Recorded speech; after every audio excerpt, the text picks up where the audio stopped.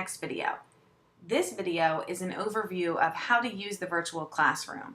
I'm aware that many of you are probably taking a virtual class for the first time, and many of you have probably done this plenty of times before.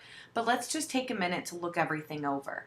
If you need more time to get acquainted with the virtual classroom, I would recommend that you spend about 30 minutes and just click around and get familiar with everything. There's help features up here where you can see those, and there's lots of information out there. And of course, if you ever have a question that you can't find the answer to, I'm going to show you two great ways to get answers. So you find the creative writing course and click on it. And here you go. This is what it'll look like. You've got this new today screen, and this is going to change on a daily basis because different things will be new each day. This class is designed as modules, and each module requires that you do certain things before you move on to the next. We are in Module 1. You'll see that there's other modules falling underneath there, but right now we're on Module 1, which is the Introduction module. And we've got a bunch of different tasks to accomplish: orientation, welcome to class, etc. And you're to accomplish these in the order that they appear. Right now you are on the orientation screen and you are taking care of your orientation tasks because you are watching one of the videos. Your next task is welcome to class. And I'm clicking on this to show you that in the welcome to class task, you will be taken where it says click to launch to your first discussion board. And this is an important discussion board. This is the welcome to class discussion board, and this is when you're going to introduce yourself to your peers. Now I've put my own discussion post on here, and I'll go ahead and show that to you. It's called a thread, and this is my thread. I started with my post, and if you want, you can click on reply to reply to me, and it stays within this thread. So I've asked you guys to answer 7 questions, and here are my responses. So what was my favorite story when I was a child? It's a book called Dooley and the Snort Snoot. Read a little bit more about it to find out more. I'm not going to read all of this to you here. What is my biggest fear about writing? Well, as an English teacher, my biggest fear is making an obvious grammar mistake. We all make mistakes. I'm aware of that. But I always feel like I'm letting down my community of English teachers whenever I make a mistake. But mistakes happen. And one thing that we're going to learn is, as a community of writers, we have to help each other improve our mistakes in a kind way, not in a critical, mean way. A funny and interesting fact about myself: I love pugs. I think they're the best dogs. They're adorable, and I love them. My biggest fear about this course is that I won't be able to inspire a love of reading and writing with you as much as I hope. I want you to read my story about the strangest thing I've ever eaten because I think it's pretty interesting.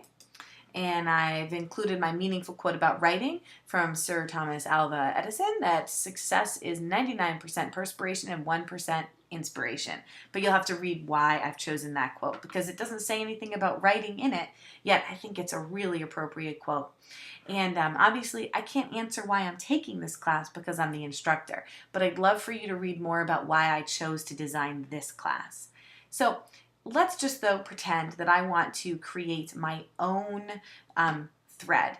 So I would click back here. These are called breadcrumbs, where it shows, okay, I got here from discussion board to the forum to this particular thread. So I go back to the forum using the breadcrumbs. And if I wanted to create my own thread, which is what you'll have to do, I would type in there after I click create thread, hello from student.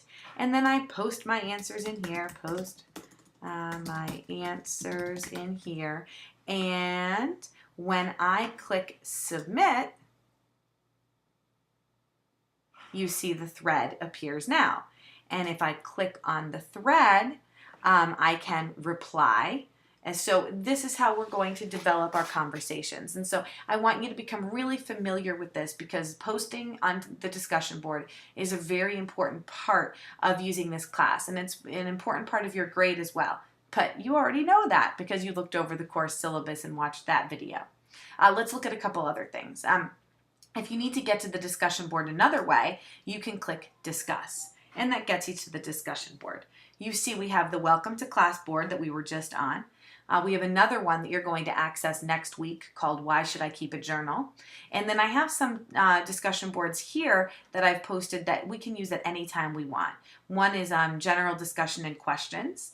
One thing is to make sure that you are very specific when you post in here, especially using your subject line. You can use this for any kind of question you have, like, you know, has anybody used such and such feature on the classroom? And then you and your classmates can discuss problems and questions as well. And I always like to have something for funnies.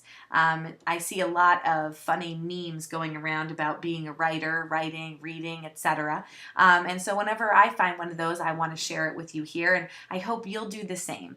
I hope that we can share some funny jokes here and there and really be able to enjoy the classroom community as it is. Some other places that you need to be familiar with. We have a collaboration area. You'll use the wikis that are presented here to build our netiquette norms for the class. You're aware of those because you'll read more about them in this week, and I also mentioned them during the course syllabus. You can click on your grades, and it shows you your grades and your scores and what's left to do. Requirements take you to the syllabus, the course outline, the introduction to creative writing, survey that you need to take, and another video on keeping your journal, and a document about how to keep your journal. You can also click on information about me if you need to set up times or email me directly. And then there's the help page. So I said I would promise you 2 options for getting help. There is this option. It has a search feature. It has a table of contents. And then the other option I would want you to use for getting help is emailing me directly or going back to that discussion board. A perfect place to ask for help is also from your peers under general discussions and questions. Well, I hope this has been helpful to you. You can always go back here and go back to your first module to view this video again. I hope to be hearing from all of you soon, and I hope you're enjoying the class so far. Bye.